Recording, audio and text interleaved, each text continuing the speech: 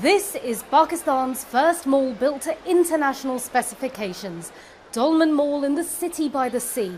About a third of the shops here are British and at least half of the brands are international. It's not a case of do I come to Pakistan, it's a case of when do I come to Pakistan if you want market share. With a population of around 195 million people and counting, it's not just spending power, but footfall that's making a difference here.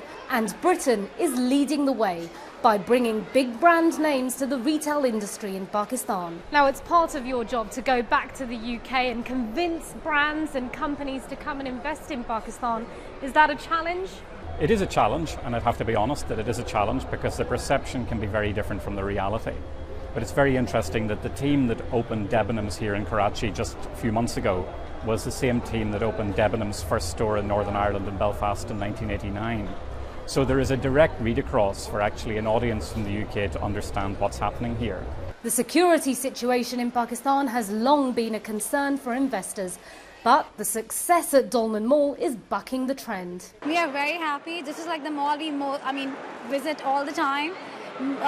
Definitely because of the international brands that are available here. Can you see the amount of people over here? Do you think that this is not a safe country? You can just see the people around, they're shopping, they're spending a lot of money. And I think I was here today and I have spent almost everything that I had.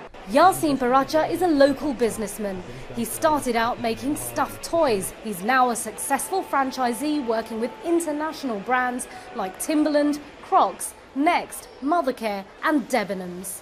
Is it profitable? It's very profitable with low wages which are around 4% of revenues with an EBITDA of over 14%. I think it's a fantastic business to be in. What about the Pakistani consumer? How are they responding to all of this? What are they actually buying? It's been an amazing response. Ever since we've opened the first store, they've been very welcoming. They love the fact that all the brands that they could only find internationally are now available in Pakistan. And as far as product, everything sells, but of course the best sellers are the kids wear, lingerie does very well, footwear, and anything that's fashionable. I think it's great for our country, it's great for the economy, and I'm very personally extremely happy because now we have a place to hang out and do our shopping in Pakistan as well. Our local products are being neglected in this way because people go for those international items and they don't buy the local products. I think it gives us, in one word, hope that Pakistan is going to be something that we want it to be. It's not just customers who are happy with the success of this mall. Businesses too are profiting. And one of the brands here has a top 2 performing store globally in like-for-like retail sales for 3 consecutive seasons. We're seeing a very healthy pipeline of trade and investment coming in here. And I think that says something about the underlying confidence, in particular in retail, in the Pakistani economy. And that's not all. British officials say they're also working to spread investments into healthcare, education and the pharmaceutical industries.